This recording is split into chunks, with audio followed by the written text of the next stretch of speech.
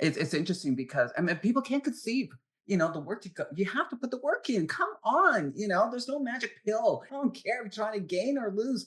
You can do so much physical manipulation with nutrition.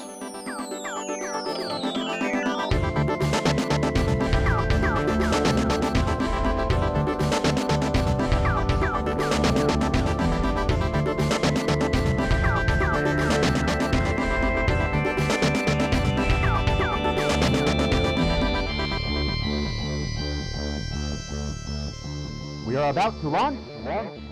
What's up, everybody? Liam Bauer here at TNT Strength, Truth Not Trends. This is the podcast where we help you maximize your strength as safely and efficiently as possible.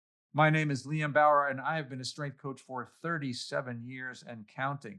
Today, I had the pleasure of meeting with the lovely, the charming Sharon Bruneau. Sharon was a fitness model, regular model, movie star, bodybuilder. She's done a little bit of everything over the years. Sort of her heyday in professional bodybuilding was in the late 90s. I was a big bodybuilding fan all through the 80s and 90s, so I used to see her on the magazines and see her out there everywhere. She is now retired, but still doing the movie thing. And we had a great talk about all kinds of stuff relating to her career and her adventures and experiences throughout all that stuff. So look forward to finding out all about that. But don't forget that if you want to get the most out of life, you should be focusing on getting a high protein, whole food diet. And if you want to build the most amazing home gym, I recommend the Anata Gym. Anata Gym makes smart gym platforms that you can put anywhere. They're very compact.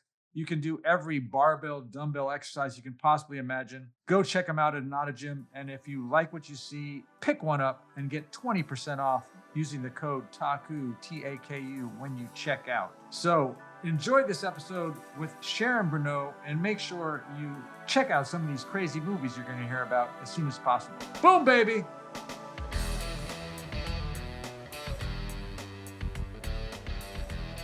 Awesome. Well, usually, the easiest thing for me and for the audience, because I know who you are, but probably a lot of my audience don't. I have a, kind of a nerdy strength training base. My podcast primarily focuses on strength training sort of safely and efficiently. But we have all kinds of guests, researchers and doctors and nutrition specialists, PhDs, and I've had Everything to do with training. Right? Yes, exactly. But I've had a lot of female bodybuilders on from multiple eras, some from the 80s, some from a little bit later, some who are currently competing.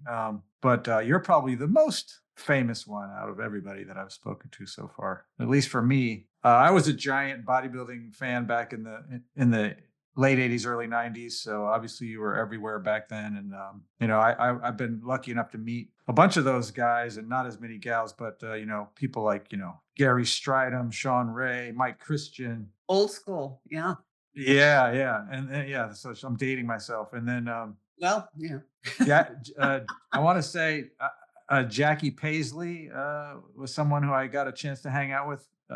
She was amazing at the time. She was phenomenal. Yeah. I never stood, she was before my time, but I remembered at the time she had the best conditioning for a female bodybuilder on the stage. She was always very styrated. She's ahead of her time. She's always very styrated, and the separations were insane. Yeah. I think she was the leanest female at that time, right? For sure. The late 80s, early 90s. I think she got ripped off a couple of times, but she looked phenomenal. Yeah. So start off with just a little background about yourself, and then we'll just roll with it. Well, my background, I've always been a jock. So when I, got out of high school, I was always in track, volleyball, tennis. And so when I had completed school, I went straight into modeling, right? And I was tall and skinny. And so when I wasn't involved with track anymore, I was losing some of that tone. So I entered a gym just to keep some curves because naturally my natural makeup is I got a very narrow frame and I'm native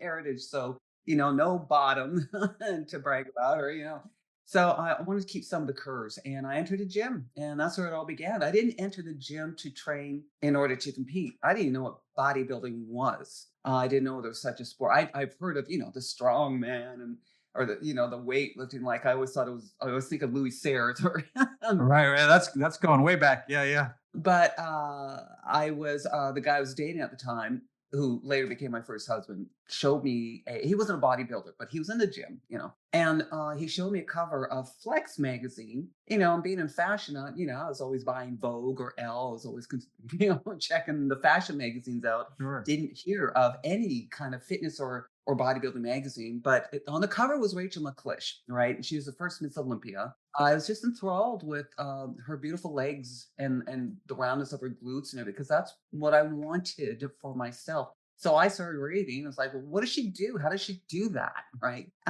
I just drove in there. And then a couple of years later, I had a bit of a tone on my body. And the gym owner encouraged me to enter a bodybuilding show. And I'm like, well, what is that? I see it in the magazines. What, they have them here too in Canada? Yeah. And I went and saw a local, amateur, and that's what got me hooked. I was like, well, that looks like fun, because I have stage experience, and I thought, well, I can do that.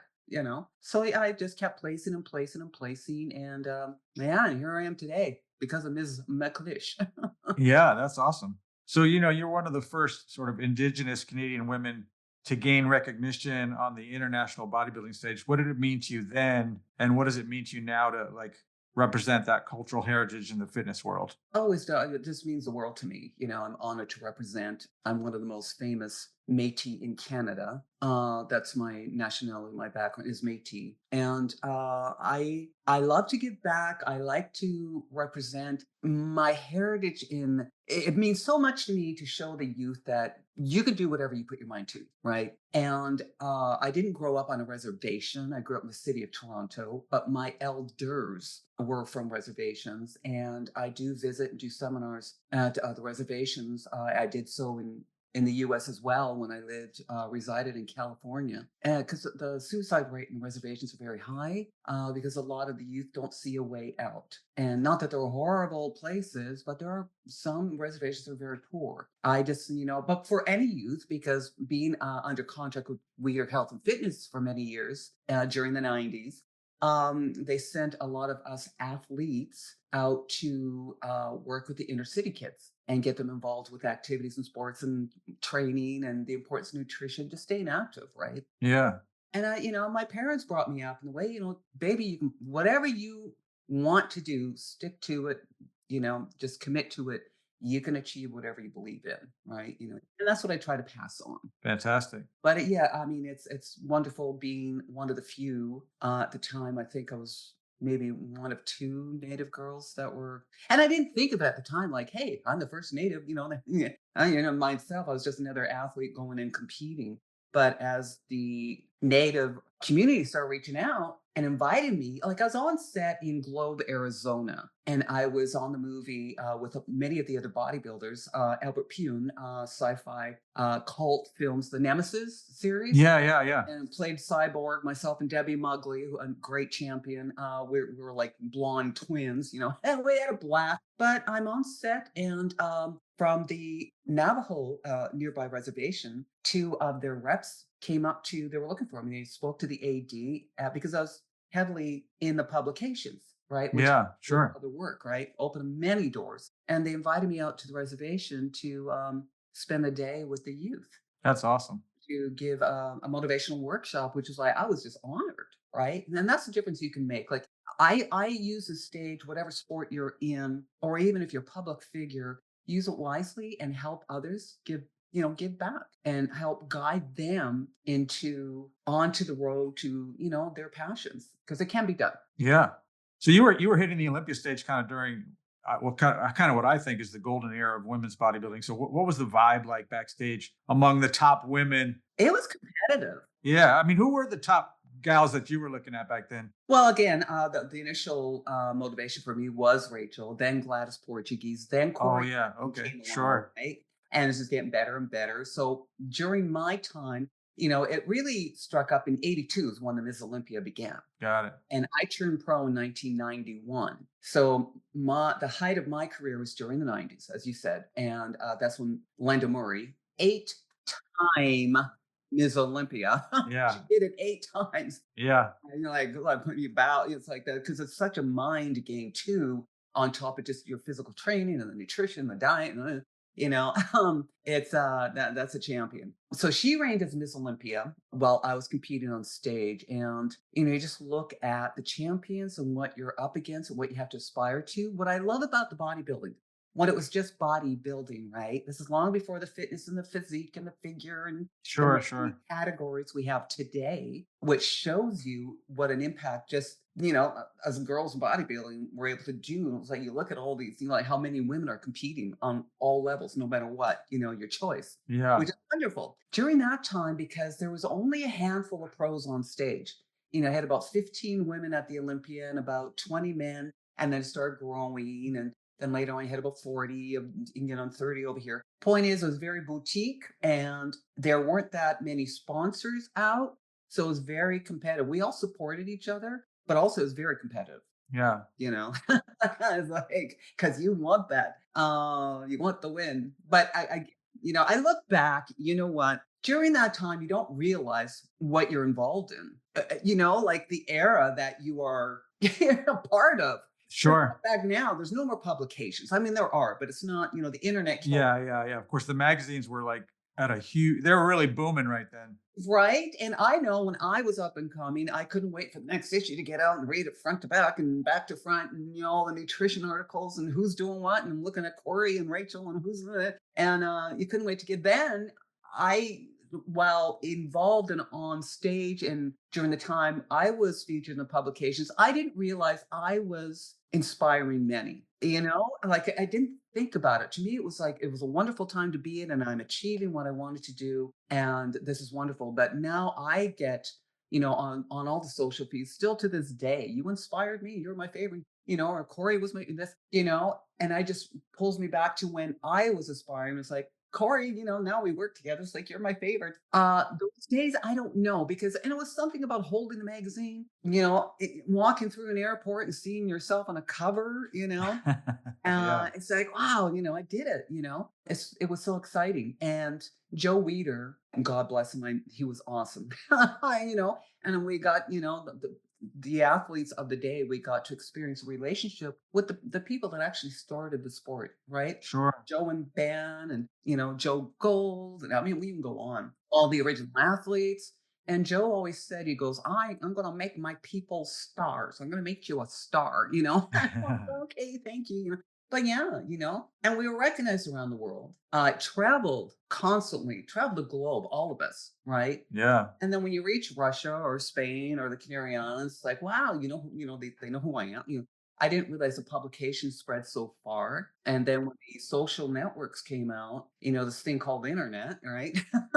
You don't realize how many people followed you, how much of an impact you can make. So I always say, even to the up and coming stars today, use it wisely, right? but yeah. One of my actually, this is just a quick side, but one of my best friends who's also in the fitness business, she named her first daughter Corey after Corey Evers. Yeah, it was all right. Well, way, there you yeah, go, way right? I back then. mean, Yeah, what an impact. but so looking at the sort of fitness look today, kind of tone, lean, and as you mentioned, there's many more categories and stuff. In your day, the women were sort of for the time kind of pushing the boundaries of what muscularity could be for females. How did you navigate the line between sort of muscular and marketable? Well, I just had this conversation on a podcast yesterday. And what, let's start here. And this is why, as well as being an athlete, I was always a jock, as I said, also an artist, because I love to sketch, I love to draw. And what I love about the original lineups and what I love about the sport of bodybuilding or any physique sport is that we're all different. I mean, we're all different. I could never be Corey. I could never be Linda, right? We're all built different. We've all got different structures, this, that, and the other. So you can take a silhouette of the OGs and you can say, well, without seeing the face, right? And you say, well, there's Frank Zane. Well, that's Arnold. Well, that's Linda. Well, that's Corey. Well, you can just tell from that's Flex Wheeler.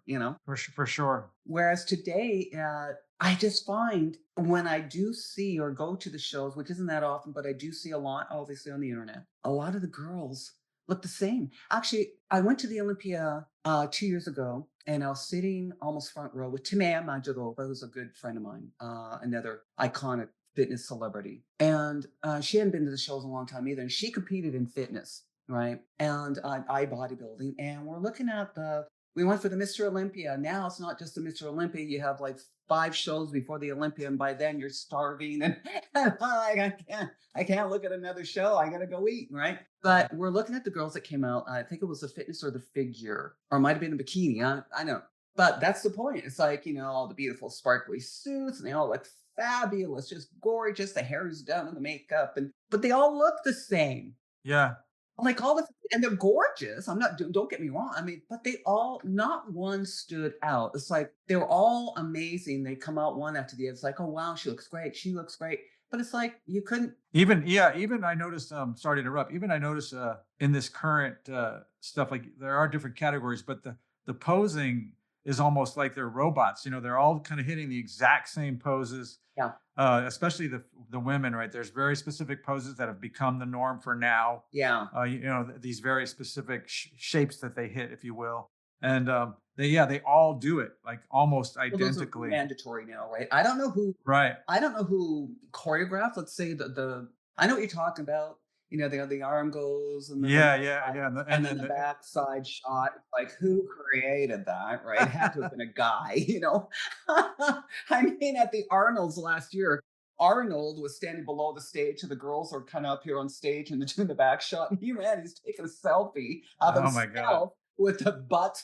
It's like but that's to them, that's the norm. It's just like us in our day. Our mandatory is front double by, back double by, side tricep. But if you've ever watched the older bodybuilding shows in the 80s and the 90s and the early 2000s, before it fizzled out, because the female bodybuilding, they canceled that. It's back now thanks to Jake Wood and Wings of Strength, who now he owns the Olympia, right? So he brought it back because there are big girls who want to compete. And people love their big girl. If you're a true fan of, it's like going to a wrestling match. You want like the gnarliest.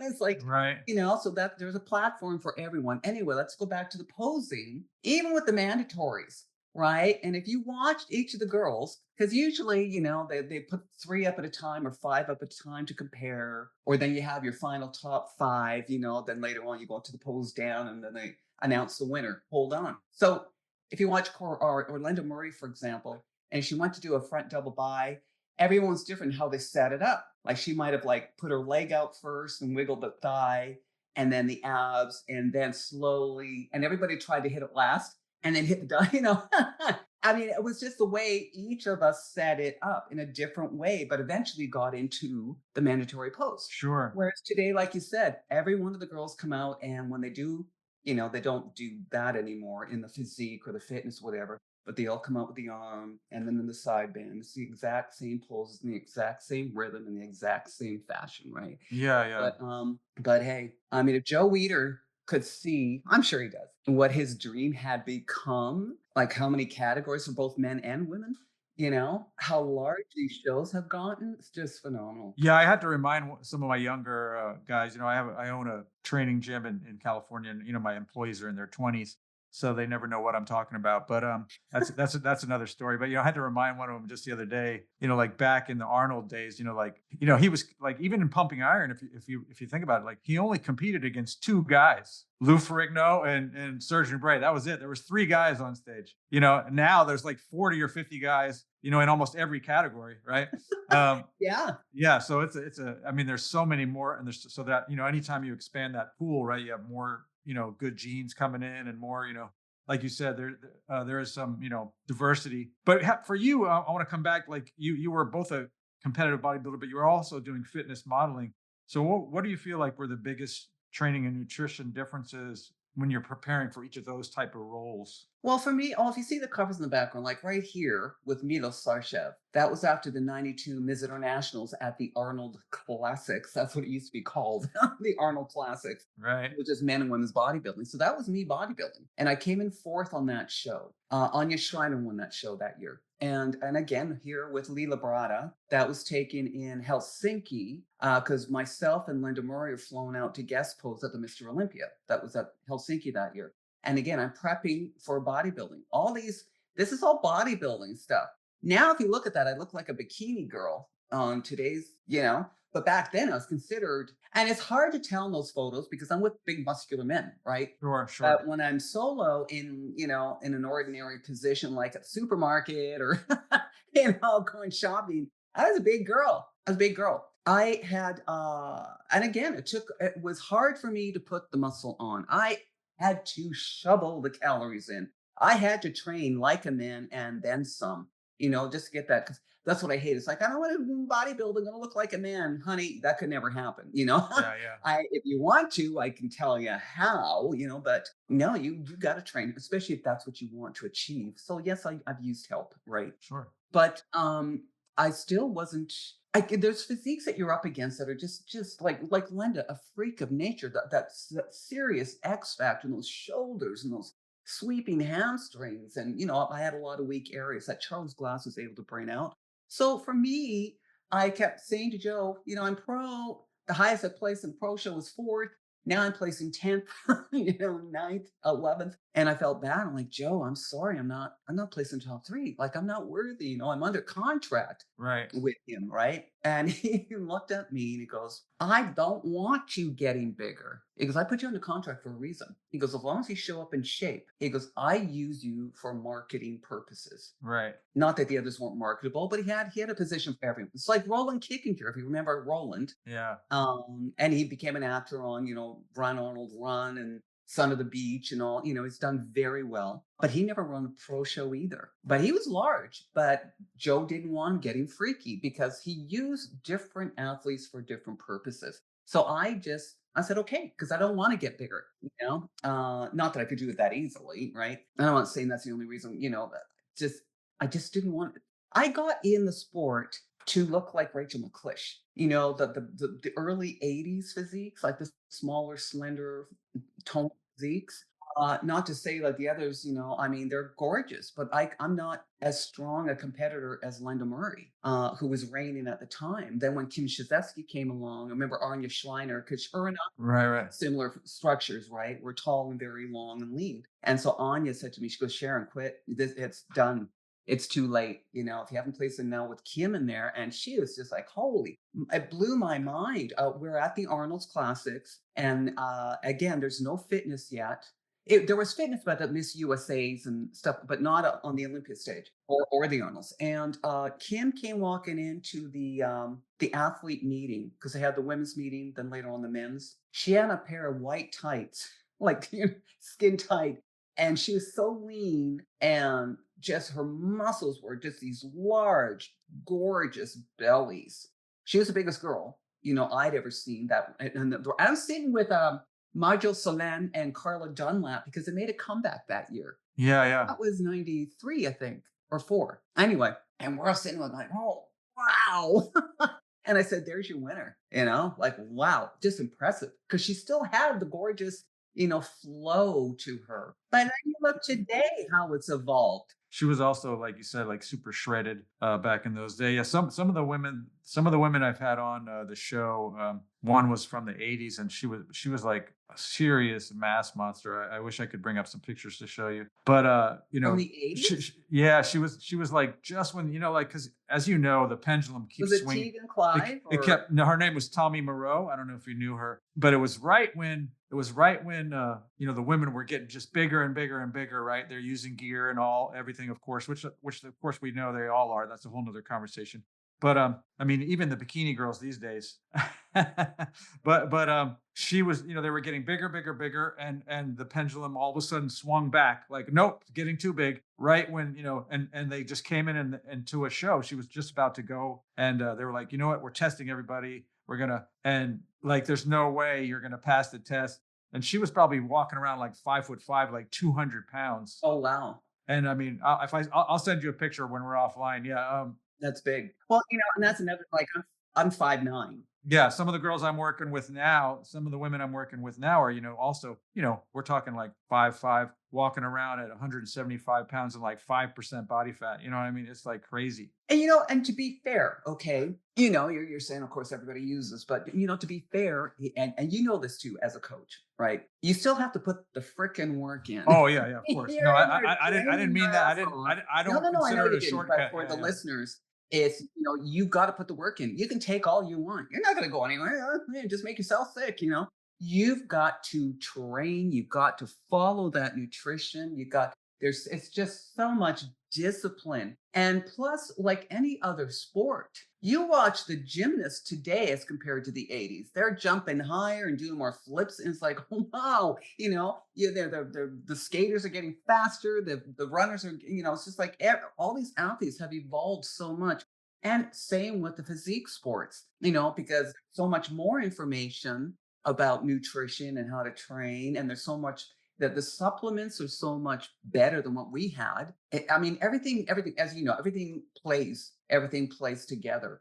But that's what you mentioned earlier, and your girl here from the 80s, and then she was told she's getting too big. When I turned pro, right, my biggest, most muscular was during the Canadian Nationals that I placed second in, and then the North Americans that I turned pro at.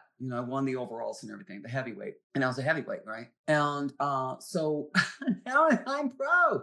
And Joe even said, I got to meet Joe right away. Physique photographer Bill Dobbins took me down to see Joe because there was contract wars going on.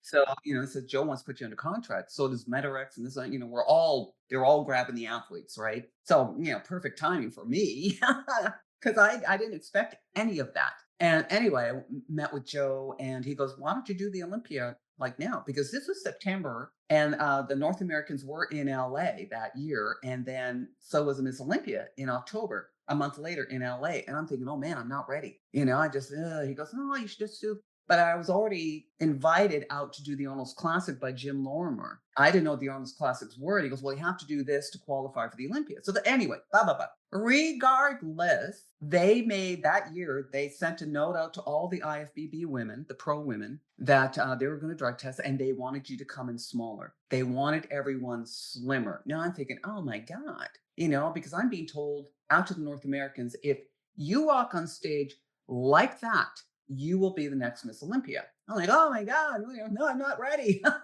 Right? It's like, are you kidding me? So I thought, you know what? I'm going to do the Arnold's first and try to configure a physique that I'll present at the Olympia because now I've got to trim down a lot. This is right because we all got the notes. That's why Anya won that year, and she looked phenomenal, mind you. Right, big or small, you got to do the work and come in the best that you can be. Right, that's what the sport's about. And you got your Frank Zane, you got your own Schwarzenegger. Anyway, so that I trimmed down quite a bit, right? And I placed fourth, but they were drug testing, they're pulling people aside, but it was random, like they pulled you aside, and nobody failed. And a lot of the girls came in softer, but some just stuck to the guns, like Laura Cravell stayed on track throughout her whole career. She was an amazing bodybuilder, if you remember Laura Cravell, and Linda, like they didn't change it. It's like, no, this is it, right? So, but it kind of messed with my head because I'm thinking, am I small enough? Am I big enough? And then you get to LA and everyone's got an opinion. No, you have to get bigger. You get smaller. You have to do this. And you have to do that. And you're like, what am I do, right? And to stay like that for the 92 Arnold's and the 92 Olympia. And the 93, they dropped the note. So some of the girls are coming in bigger again, right? And but I mean, again, it should just be bring in what you have, the best that you can be. We're all different. Yeah, for sure.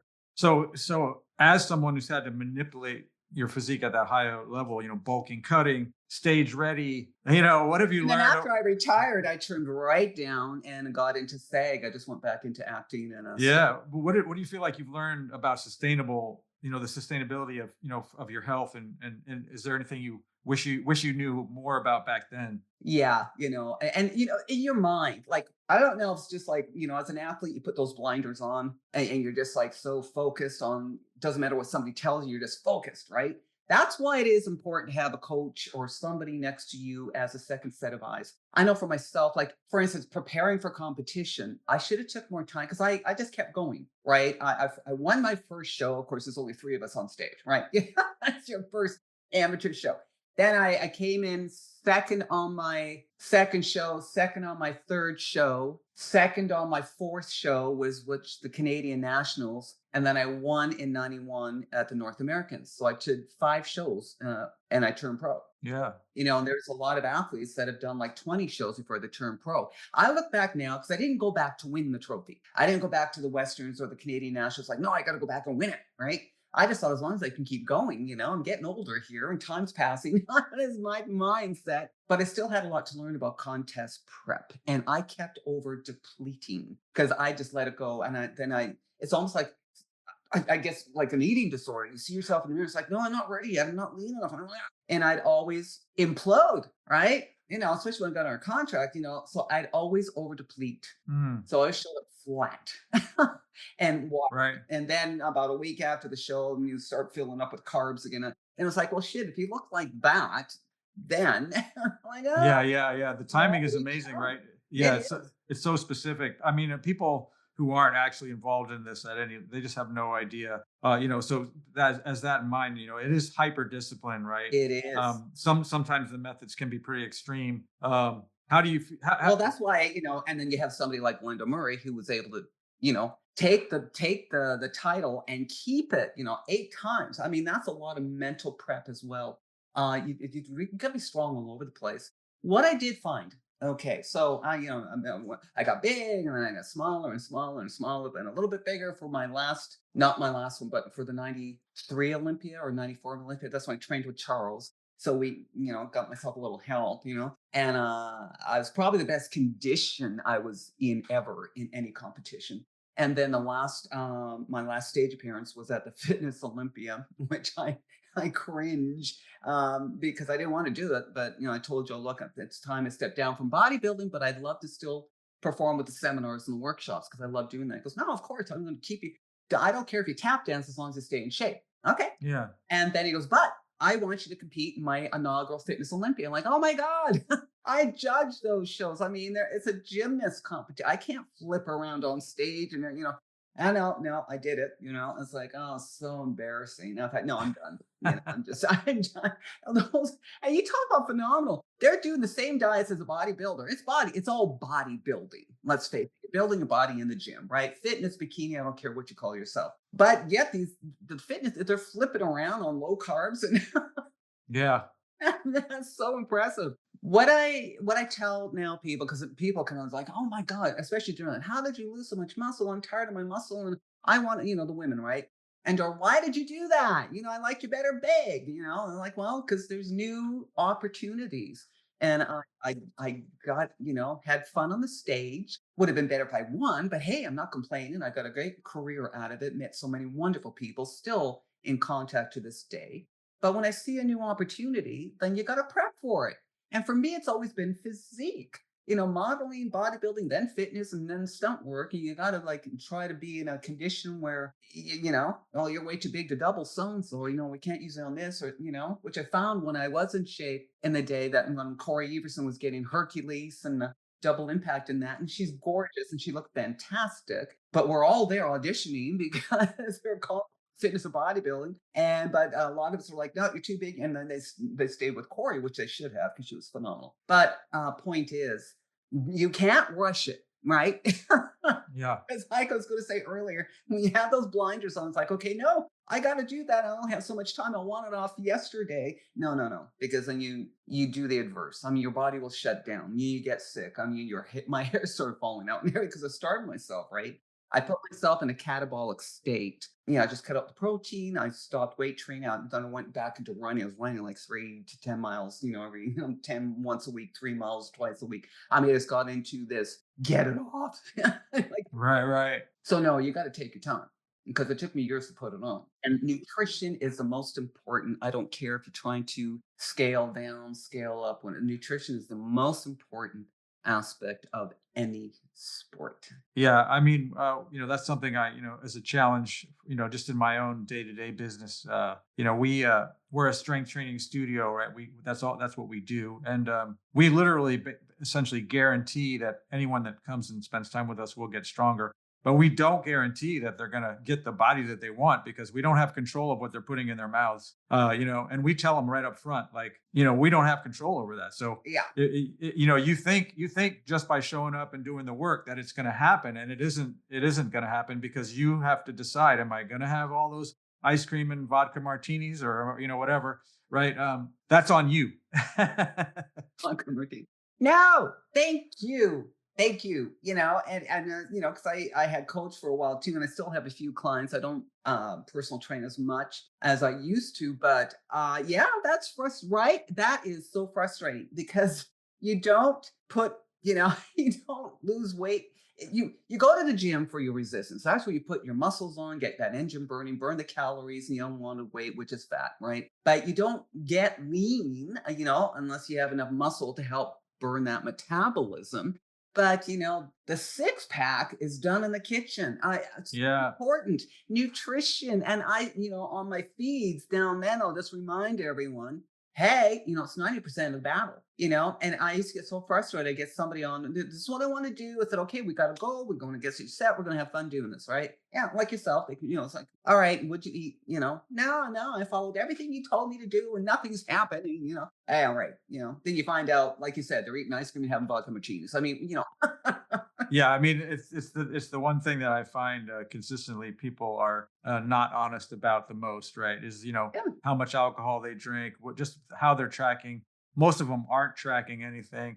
They tell you, how's your protein? Oh yeah, I'm getting lots of protein. I'm like, are you actually tracking it? No. I'm like, well, I'm sure you're not. You're not getting it. You're underestimating something. You're overestimating something. It happens so much. That's where the discipline really comes in, like you say. Exactly. That is the discipline. That is the hardest part, and it takes a special someone. If you're committed to it and you really want it, then, let's knuckle down and get her done. No excuses, right? It's like, it's just that's the hardest part. I've been looking at your film credits, which like I think I'm going to make it a point to try to watch all of the movies that you're in, and over the next couple of weeks, just and see, will I be able to see you in all of them? Are you like Stunt work, no. Smoking Aces, you'll see me. What's this big cat fight in the hotel room. I see. I'm looking at this list. It says Tornado Run. Oh my God, that's my first. Nemesis 2, Nemesis 3. Yeah, that was out in the desert, and that was a lot of fun to do. But yeah, that's where we played cyborgs and RSVP. Yeah, the beginning, I get killed. I get slaughtered. Smoking Aces. Smoking Aces, yeah. And then Endangered Species. So that's way back. It's way back, and we shot 1982. That. Yeah, that was with Métis Hughes. It says you play all it says is you play a bad alien. Yeah. That's what it says in the. Yeah, I looked it up. I was like, bad alien. Okay, I actually get eat up by another alien. I got to keep a lookout for a bad alien. So, were there any specific roles or projects that you felt like were a reflection of your strength and personality, or how did that cross over for you? Was there any that you had the most fun working on? Well, I think the most fun I had working was the Nemesis series, because everybody was there. There's a lot of my fitness sisters and bodybuilding sisters, and then we were with Tim Thomerson, who was just a clown. That guy was hilarious. That was a lot of fun to do because it was a crew of family. I just recently shot, we wrapped a movie called Tramps Like Us that we shot last year in LA. And I play kind of like a mob boss. And that was so much fun to do because you get to play, right? I would really love, because I didn't, now I'm going to go back in auditions again. And I do have another movie coming up this year. We're supposed to start filming in February, but due to the LA fires, everything was pushed back, which is why I'm still sitting here in Vancouver. So I'm prepping to get back there in September. I would love a serious role, like something, like a lot of like the goofy, the athlete, being a cyborg or the mob boss, smart. It's fun to do, but it's not really a stretch. Yeah, sure. I'd like something with meat in it because there's so many emotions brewing in that I could tap into. And I just think, but then I look at the Marvel movies and it's like, how much fun would that be? Yeah. I had auditioned for a couple of them and I wasn't muscular enough. Go figure. Yeah, that's kind of funny. When I had the muscle, you didn't want it, Right, exactly. So now, being retired from the competitive bodybuilding, obviously strength and fitness is still part of your life. Yeah. What does your training and all that stuff look like today? Like, how has it evolved? Well, I mean, I can't say it evolved, as I age, because I turned 61 this year. And now I work with a lot of women over 40, right? Because I keep I stay on the program. I'm old school. I keep it simple, stupid, I keep using my supplements. I keep my weight training. I just have everything all packaged together. I've had injuries, I've got tendinopathy in this hand and I've got, this going on my knees, all it's all creeping in. But you can push it back. You can help maintain yourself by being active. Now, no, I'm not squatting 425 pounds anymore on the squat rack, but what I do squat is just the bar, and that's just enough for me. It doesn't matter how much you lift, as long as you lift enough to stimulate the muscle, you're going to have results. So I maintain, I just maintain. I don't need to compete, but I make sure I get in the gym at least 4 days a week. Five perfect, three, it's, but at least stay active. And still the most important aspect is the nutrition, especially as we get older, right? Your body needs it more and more because sarcopenia creeps in, the ability to create new stem cells and growth hormone, it starts to decrease. And then the bones start to get brittle. So you got to do weight resistance to help keep the bones strong. Do you have any kind of like specific nutrition approach that you feel like works for you? That I mean, because obviously there's so many of them. They have a name, right? It's the zone. It's paleo. It's keto. It's blah blah blah. Yeah, and I'm often asked that. And hey, I'm not, eh, you know, find what works for you. Personally, because of my schedule, that's just too much work for me. I'm sorry. I don't, unless I was competing, then you really got it. Like you said, count your calories, count your, be accountable and find it well.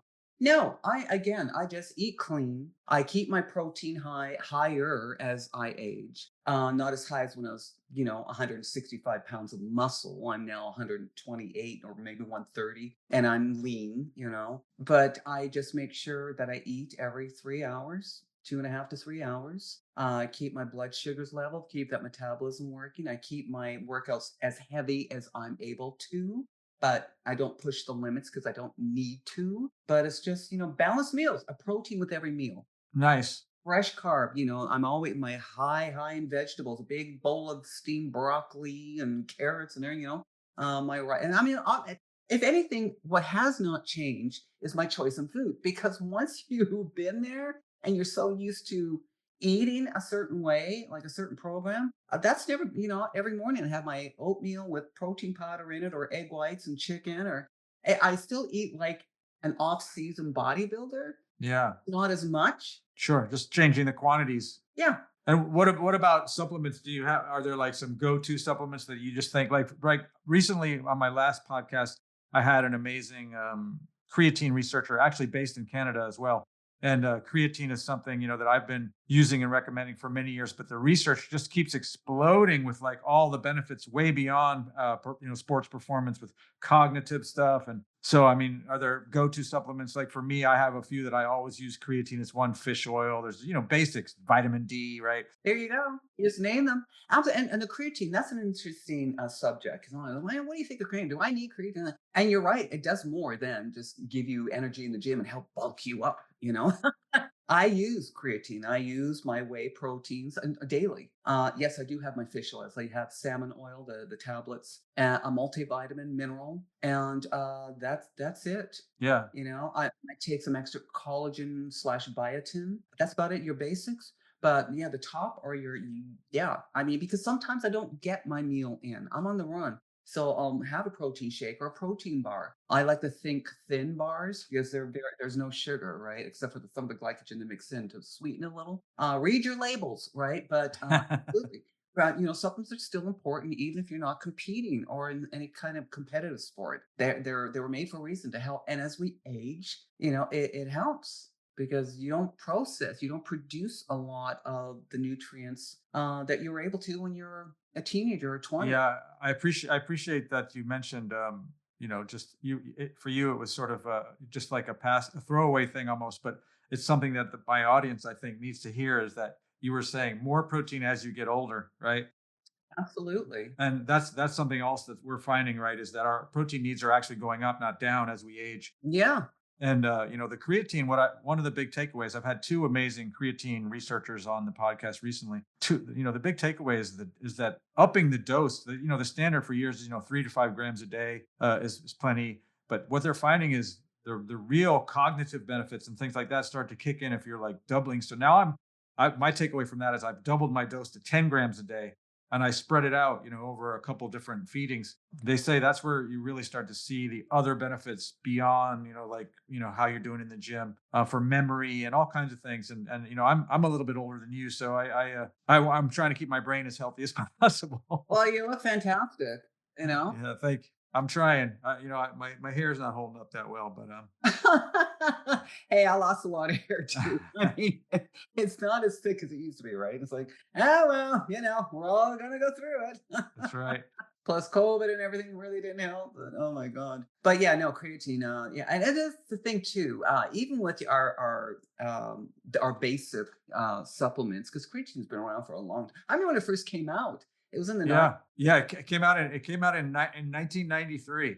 Yeah. Yeah. It was just used with the gym bums were just using it to get that extra pump but yeah, I think, the companies, that create the formulas, I think they're learning more and more as different people using it. And you really have, it just shows years of study. And it's like, oh, wow. Now we also find that it produces this, it helps with that. It create, oh, absolutely. What's fascinating about the creatine too is, I had one of my recent guests was actually the guy, his name is Steve Jennings. He was the very first guy to bring creatine to market as a supplement. So back in 93, he was the first one to patent it and produce it as a supplement on the market. And it was in the UK. And then not long after that was EAS, right? And all the Muscle Media 2000. You remember those guys? Oh, yeah. Yeah, Yeah. so they're the guys who brought it to the US. Yeah, but even then, when they patented it back in 93, they already were recognizing the potential cognitive benefits. They had seen it. It was in the research, but they didn't really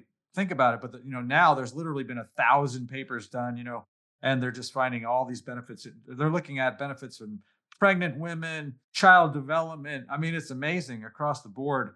As I say, so now for me, it's been a staple, but I'm recommending it to everyone these days. Yeah, I do too. Yeah. For sure. That's awesome. So now, do you have thoughts about the current state of women's bodybuilding, fitness modeling? Do you feel like we're progressing, regressing, or just is it morphing into something today that's new? Or do you even care? Of course I care. No, I just, I think I mentioned earlier, it's just phenomenal how it's grown. And again, just like the creatine, they're finding out new, lab reports and new testimonials and discoveries on what creatine can actually help, produce. It's like anything, it evolves. And the physiques are phenomenal. I mean, the physiques are just, the wellness girls. How Oh do you my get a butt God. like that? It's Right. like, like wow, no, it's just again, it's just phenomenal what the body's capable of, right? I think it's wonderful, and what I do love, part of me is like, well, there's too many categories, right? It's like, well, okay, now what, And a lot of people say, well, it's the IFBB, and they're just trying to make money, But you know what? I remember Bill Dobbins used to say, like when it was just the Olympia or the Arnold's, right? When it was just bodybuilding, he goes, I wish they bring out a short class and a tall class. Right. That's how they used to do it. Well, and but they didn't like it just went into everyone's on the same stage now, right? Yeah. Yeah. Of But course. you've got, Lee Labrada up against, Lou Ferrigno. I mean, Yeah. Yeah. but the shorter, right? The more stockier and thicker you appear on stage, and the taller, like myself and Corey, you look long and kind of sticky next to the girl that's up to here on you. Sure. And it's like, holy man, and Bill's like, you got to put on a good 20 extra pounds of muscle to compare to some of the girls on stage because you're like a tower over most of them. Like Debbie was tall, Debbie Mugley, Kim Chizeski's tall, but still, like, why do I put on 20 pounds of muscle? Because when I'm not competing and walking on the streets, Right. like, especially tall, even looks at you anyway. Point is, I love that they've divided up the categories. So, if you don't want to get too muscular, you can go into the fitness, and then now the fitness girls are larger than we were when we were bodybuilders. So they brought up bikini, right? Bikini girls are getting bigger than when we used to be bodybuilders. Because that's because you keep progressing, and the longer and the more you train, well, of course, you're going to keep growing, right? And again, not to over shadow this whole thing, but they are, like I say, they're all using gear these days, even the bikini girls. And again, I'm not judging it. I don't look at it as a negative or positive, but it just exists. Like if you want to compete professionally, it's going to be part of your game, right? And you have to think about it as a woman specifically, right? With all the potential side effects. I mean, men too. If they don't know what they're doing, or if they don't do it effectively, they're No, they're and I can't say everyone's using. I don't know that for sure, but I did because I'm so tall and lean. So it was a choice I made, sure. right? And my trainer sat me down. She goes, I think you can do. I think you can go to the top. I think you can make a great career of this." All right, and I'm thinking, really? I don't know. But I thought a long time for it. But mine was administered from a doctor, because I started in Canada, right? Yeah, And then I moved to the States when I turned pro. And it was Maxi-Bolin and Anavar, like the lighter. And because I never used, I blew up on it, not like, sure. you know, like, I'm like, oh, wow. It's like, wow, there it is. There's all. And he guided me through it. And then when I moved to the US, I was nervous because I'm like, oh, great.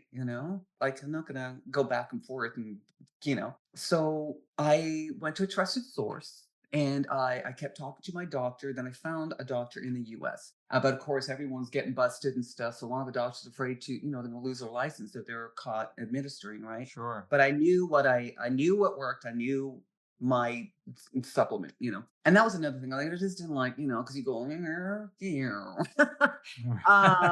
but I did, and of course you don't want to talk about it because then people think, well, that's all you do then, like you're a druggie kind of thing. Sure, of And course. they don't see the training part and the diet part and everything else. And more of the old school athletes are coming out about it. And I think I mentioned something about it in an interview that I did with Jerry Candela for Flex Magazine back in the day. And man, I got slammed because I mentioned like, yeah, I had to use help, because I hated lying, because I'm reading, when you're up and coming and I'm reading through the magazines, I'm looking at Corey and then Linda, and I'm thinking, how do they come so frustrated? I'm doing it like, how do they, I didn't know, right? Yeah, of course. Nobody knew. But it is important. Like if you're going to, don't go to the local gym bum. A lot of that was happening. Hey, I can get you. I know how to use it. I've trained so and so, Right. especially for women. Especially for women. So I was doing an appearance in New Jersey, somewhere in New Jersey back in 92 or 93. Usually when I do a seminar, whether I'm by myself or there might be a group of us or two of us, whoever Weeder sent out, right? It's usually a girl and a guy. And I did a lot of work with Mike Matarazzo. It was always he and I that traveled the most together, Sure. I remember or Mike. Lou Ferrigno. And it was usually those three guys I usually, anyway, or Phoebo, you're with everyone. Anyway, we gave this big presentation. We guest posed at the show, and then, come join us for the seminar. So I give a spiel. It was always about nutrition mostly because it is so important, right? Sure. And, whatever the thing was. And I said, any questions? Whether it's 5 people or 150 people, usually one person, oh, okay, that's it. Okay. Well, I'm signing autographs back there, would they say, Sharon's going to move over to them, signing, line up and get. So then everybody has a question because they're too embarrassed to ask in front of everyone. Right. And I try to, so then I learned later, that's it. Are you sure? Because your question could help a lot of other people here, probably have the same. Right. Now, the too shy. Sure. I had this one lady, she was big.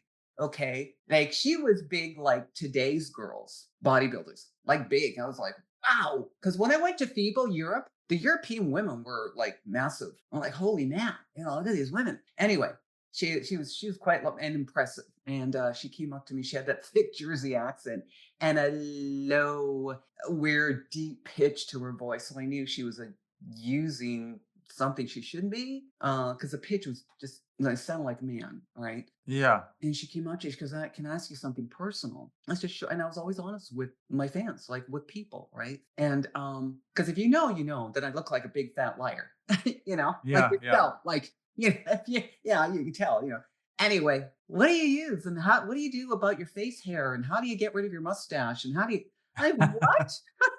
Why? What are you talking about? And I said, why? What are you growing a beard for?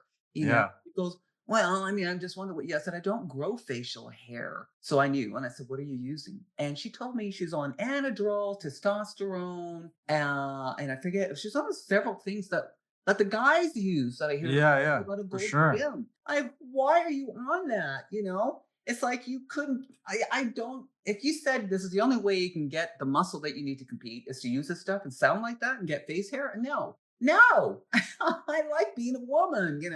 Sure. And so I told her, I sat her down. I said, "Look, this is what I see. You sound like a man. I don't know if that can come back or not. Like the Yeah, yeah, court, but you need to stop what you're doing right now. You need to stop, not stop, but wean it down and don't touch it anymore. And you have enough muscle to last you for the next while. So don't worry about it. You're not gonna, if you start losing a little, you need to. I mean, but she from a guy in the gym. That's what she told me. Well, this yeah, trainer, he trains everybody there. Now, is he a doctor? Did yeah. you get blood work done? Have you? Right. So it's very important. It truly is. In every sport, and that's what don't and this is every sport uses, right? Whether it be track or whatever, wrestling, whatever, right?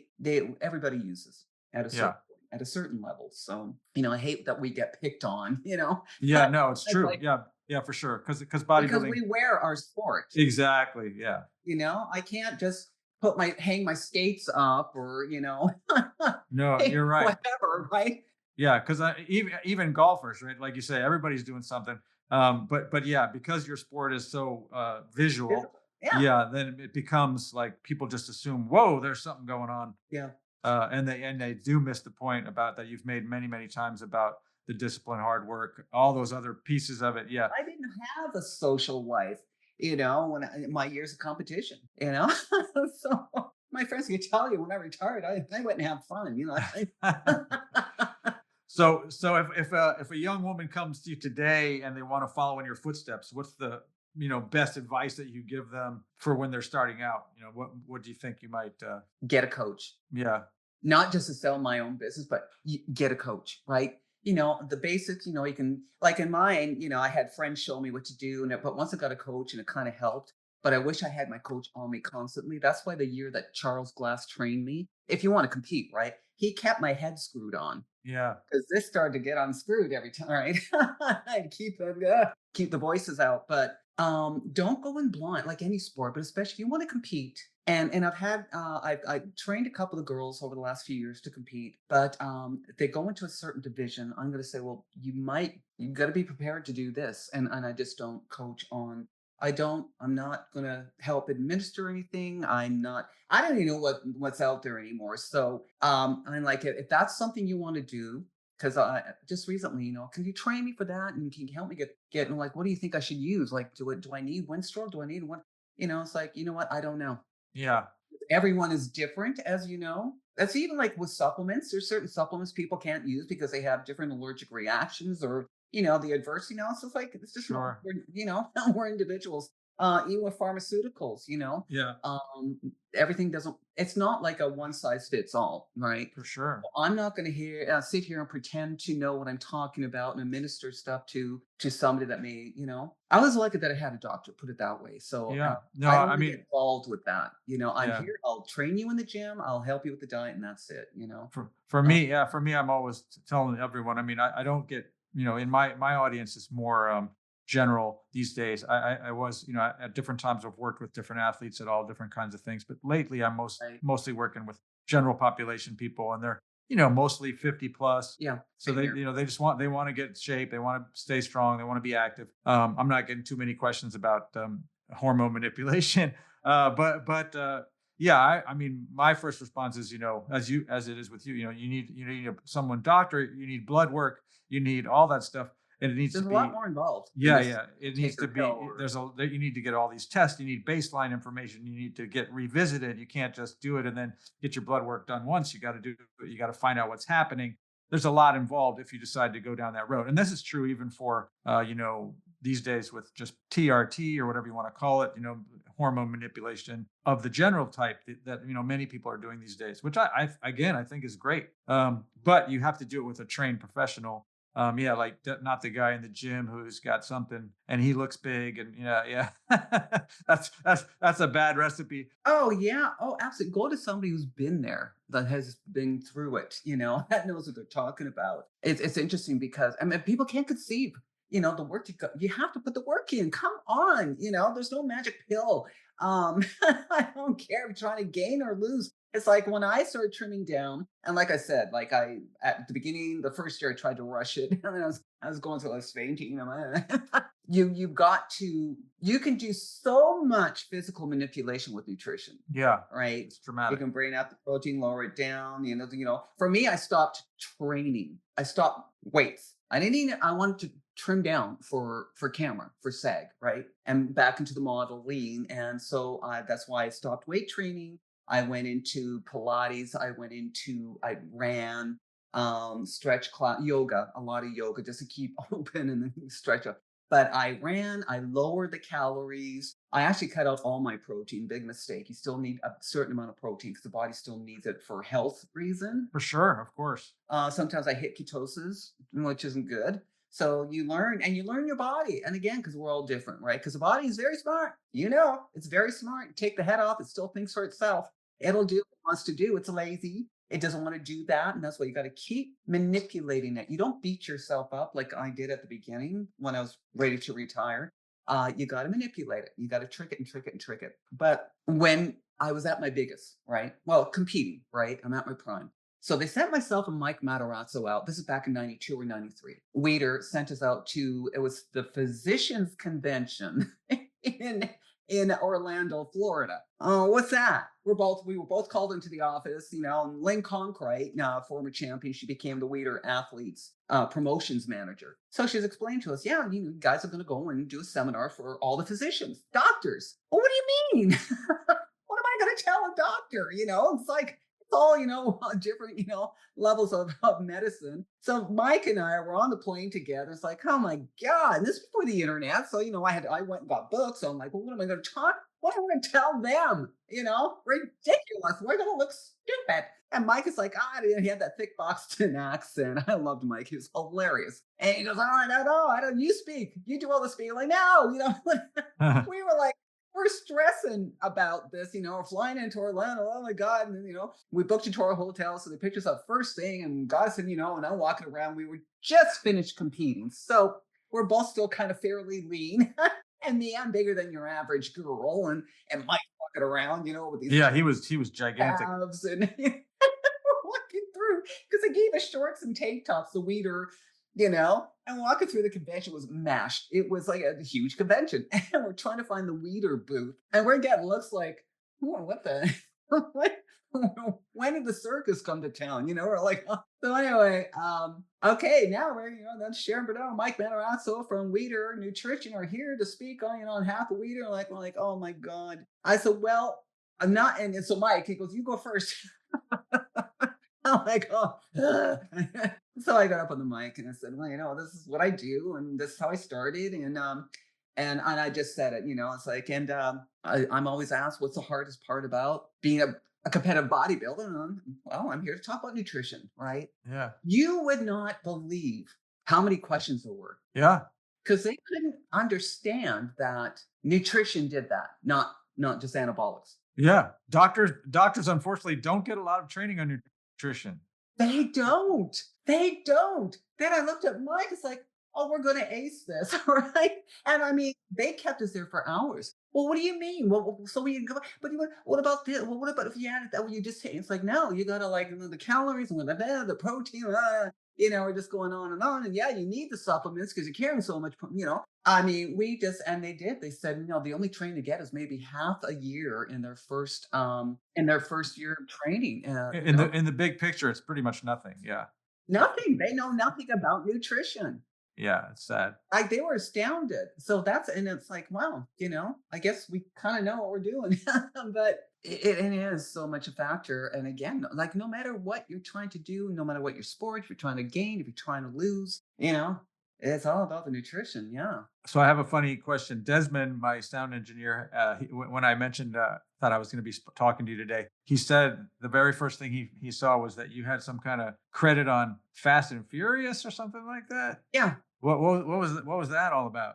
Precision driver. Yeah, because that's what he said. He goes, "That's all I care about." She was a driver in Fast and Furious. I I was wasn't like, "All a right, stunt driver. okay, look, Yeah, he's." there you go. Whoop, whoop, represent.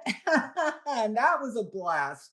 We shot it in LA that year. Now it's precision drivers. So we ward off the stunt drivers. So it's all set up and coordinated. So you have your second unit directors, which is stunt coordinators, and the stunt drivers are the ones that do the flips and the twists and all that, the rifting and drifting and everything else that they do on that movie or those movies. So we're in the background. So it's like, okay, they're going to be coming this way. So they have us in a line. We got to swerve out of the way get out of their way as they're coming towards us. Yeah, that's just a freaking blast. And we shot that in downtown LA during the night. And so, production, like they blocked off an entire area, set up all the cameras, the crews, and everything else. And you have everybody there, right? And your background actors and this and that and the other. Just a huge, it looks like every, a regular evening in downtown LA, but it's all production. So nobody gets hurt, right? So we shoot this intersection over here, because we start at sundown till sunrise. It was at night shoots. Then they just, okay, we're going to go over here. So each team, I had north, south, east, west. That was us, the precision drivers. And then the main intersections where all the cameras were, because you see the guys coming in, flipping the cars or racing around, and we're all moving out of the way or swimming around them. And so we shoot there, doing a few hours. And we're going to go to this location. But we shot that, like those sequences, for 10 days, 10 nights. Wow. So the last 2 nights were in Skid Row. And of course, I'd never been down there, why? But you're on Skid Row. Okay, I thought, oh, okay, we're going to Skid Row. So as we're following our team leaders, so, like there's, like I said, north, south, east, west traffic, right? So my team leader was not Tom Huff, he passed away, Tom Hardy. And he was, you had like certain like iconic stunt drivers leading their teams. Okay, we want north south going. You guys start now, action, and then that's not action. We're all on walkie-talkies. So I'm right behind Tom, and and I had this big. I brought my own car. I had a big. My husband at the time bought me this brand new 300, Chrysler C. Looked like big rims on it. It was a beautiful car. So they said, okay, we'll meet us at da da da da da. So like, all right, team follow. So I'm following Tom. So he goes around, and so I'm following him. I'm like, well, where is everybody? I'm looking around. I'm like, Tom, we lost everyone. Where is everyone? And he goes, oh shoot. He goes, where hell? Where are you? We can hear everybody talking, right? Yeah, we're over. So he got lost, and now I'm stuck to his tail because I don't know downtown LA. I'm never down there, although I lived there for 25 years, but I live on the beach side, right? So we go through like the meat on Skid Row, and now it's like midnight, and these people were all like out of it, right? They look like zombies. And they're like walking up to our car, and he goes, Sharon, stay on my tail. I'm like, I'm not going anywhere. I locked all the doors, and it looked like a zombie movie. I kid you not. These people were so drugged out, the bums around Skid Row. And they're like, what's going on? They thought we had drugs or something. And they're coming up to my window, and they're looking like, oh my God. I mean, we're shitting our pants, right? And we finally find production because it's all lit up. And so we get there, and I jumped out of my car, and I just jumped on Tom. I'm like, oh my God. That was so scary. Well, yeah, that's my memory of that.